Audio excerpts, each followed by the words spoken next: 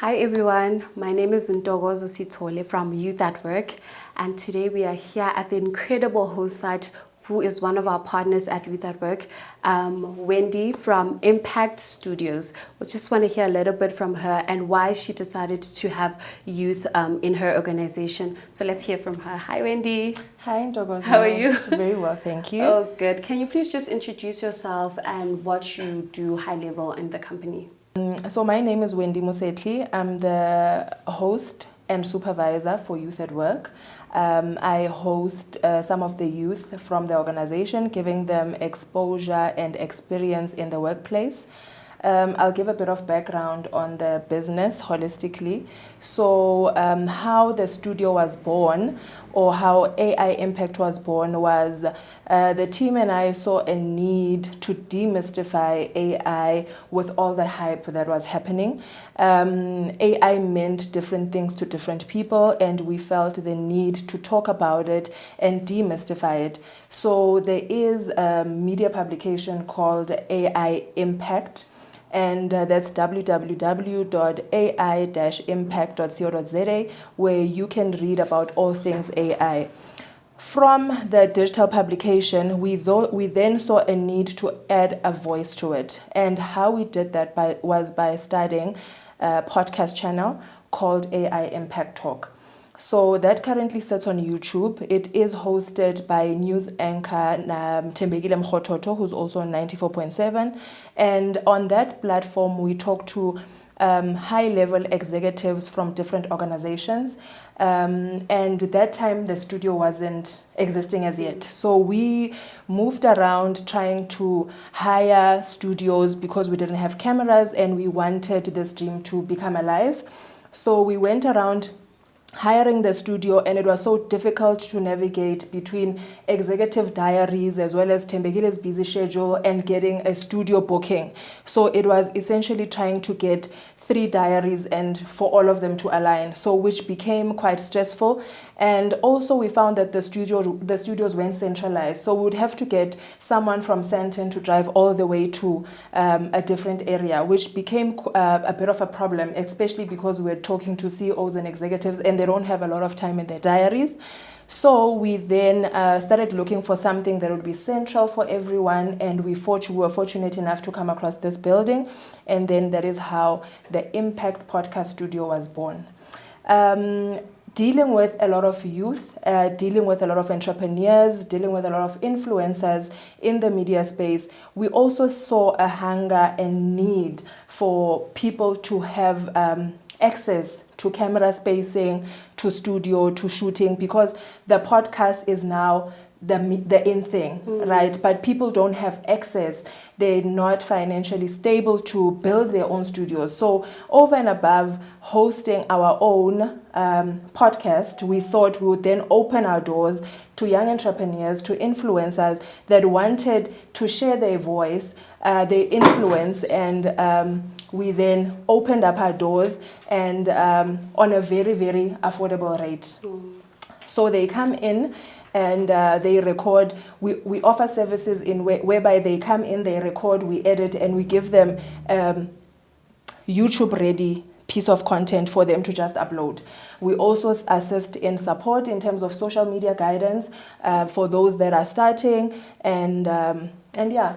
I really That's it in a nutshell. I wanted to ask you what your organization does to help young people who are first-time job seekers, or maybe how you help the youth to be economically active. But what you just said is so profound. You've answered my question before I've covered it all. I read your mind. So now I just want to know what your perception is on South African youth when it comes to careers. Should SMEs open their doors for young people, and also what impact and value do they bring into businesses? So I think there is a bit of a stigma around the youth in South Africa, and I think it's up to us to try and alleviate that, because obviously we're still faced with a very high unemployment rate in South Africa, but I think that our youth are very different to us you know, in terms of thinking, in terms of ideation, in terms of conceptualizing.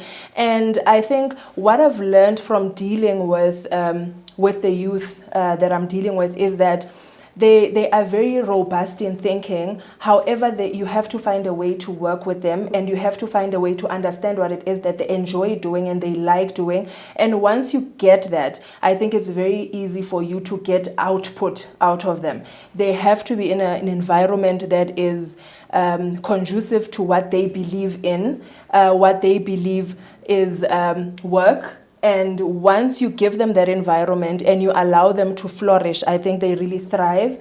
I've really had very good experiences with some of the youth. They bring a quite fresh energy. You know, they bring ideas sometimes that we would never have thought of. So I think it is important for us to just give them the opportunities, the platforms, and, you know, walk with them hand in hand, mentor, guide. I have found that as a supervisor, it's not only about the work itself, but it's more about character building. It's more about mentorship. It's more about understanding what's in their mind and helping them expand and amplify that in a professional way. So it's really been a great experience, and I do feel that we should encourage more SMMEs to give them that opportunity. So since you've invited youth into your organization, what growth have you seen in them, be it personally or professionally? How have they grown? It's been very interesting actually to watch them grow and thrive. I mean, you meet them for the first time and they can't even look at you in the face and they can't even say their name out loud. And watching them grow in terms of confidence has been really pleasing. You know, watching them, for instance, handling these cameras like pros is quite pleasing. Watching the social media, you know, you spoke to them and they told you that they manage different social media accounts. Social media is quite an impactful platform, and I always sit with them and try and coach them into saying social media is not about, it's something that stays on the internet, and from a brand's point of view, it's something that's very crucial for each brand. So before you post, you know, we need to read and reread and read and, you know, let 3 other people read before you press the publish button. So watching them understand all of that process, watching them move around, talk to different people. One of the youth told you that we host quite high-level people. We have had senior people from Sanlam. We've had senior people from iStore, from HPE. We've had very influential people in terms of influencers, celebrities, and just them learning how to also engage with the different people that walk into the room and being able to read the room and saying, okay, today we have this person, we have to, you know, treat them this way or behave this way, has been quite interesting to watch. So I think they have grown holistically, work-wise, professionally, and personally. Beautiful. So as Youth at Work, we are looking into supporting the youth beyond the 12 months. So from your organization or your movement, what do absorption or retention prospects look like for the youth? So we do try to absorb at least 25-30% of the youth that we use. So as a business, we're not only focusing, I mentioned a couple of things that we do. So we have a footprint on different areas. We also do host events, small, from podcasts to hybrid events to corporate events to lifestyle events. So we find where they will fit in best. As I said, it's important not only to look at them and say, this is a studio, handle a camera.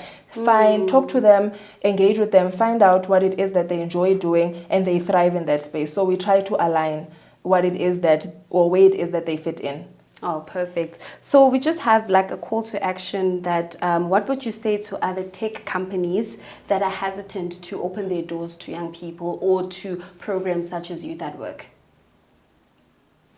I think I sort of touched on that when I was encouraging the SMMEs to open up their doors to the youth, and I think I still I will refer back to that and say, it's about giving an opportunity. I always say, you can go into an education institution and do your undergrad and do your postgrad and do your masters and whatever it is, but if no one gives you an opportunity, that is meaningless. So I think it is important that the people in the right places are the ones that actually give the youth that opportunity for us to combat the challenges that we faced with as a country, which is youth unemployment, which is the crime, because all of it interlink at the end of the day. Sure. So I think it is important that we try to make a difference and impact where we can.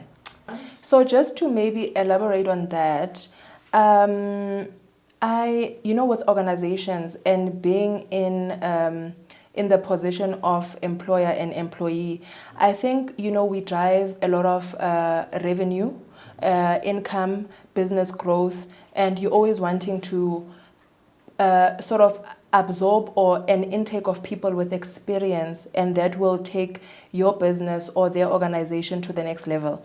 So I think perhaps the perception of taking people with no experience, because remember, when you are taking in the youth, they come in, some of them are a bit raw and rough, in terms of how they carry themselves. You have to teach them how to greet clients. You have to teach them how to respond to a message, to an email. Some of them, you have to teach them how to even start Outlook. So this is email. So that on its own takes a lot of time from the business, time that a permanent employee could be using to grow the business and bring in the revenue, but they're spending time teaching someone how to talk, how to walk, how to dress, how to carry themselves. And I think it's about just opening up and being open to having or intaking people that are fresh or the young ones that are fresh from varsity and school, and being able to just use some of your time that could be generating revenues for the business to invest back into the youth of South Africa. Okay, thank you very much. Well, okay, last question. I just want to know on a personal level, starting this business, what does it say to Wendy? What does it say about the person that you are? So I'm actually a person that is very okay, sorry, let me start that. So as an individual, I am a person that is drawn into a lot of development, whether it's youth development, whether it's community development, whether it's projects that are aligned to the girl child, whether it's projects that are aligned to women development issues. I'm very highly involved in such. So for me, the business is a business, yes, but for me, I try to use the business as also a platform to help support what it is that is of passion to me. So those are the passion projects that I also do on the side. I do a lot of other passion projects with regard to community development and all of that. So I try to utilize the business to also amplify that, because it's something that I'm passionate about. Thank you so much for having us today. So with regard to the YES programs, I think they bring in They bring in high impact into the business, in that we, instead of getting or hiring someone from the outside with experience and they're coming on board, you then utilize while assisting the youth to learn, or while mentoring, while coaching, to then become a workforce as well. So they become extra hands in the workspace, while you are then at least there's a cost saving in terms of the YES program coming on board. So that saving alleviates a lot of financial pressure from the business, and at the same time we are able to focus on mentoring, coaching them, and so forth. Yeah.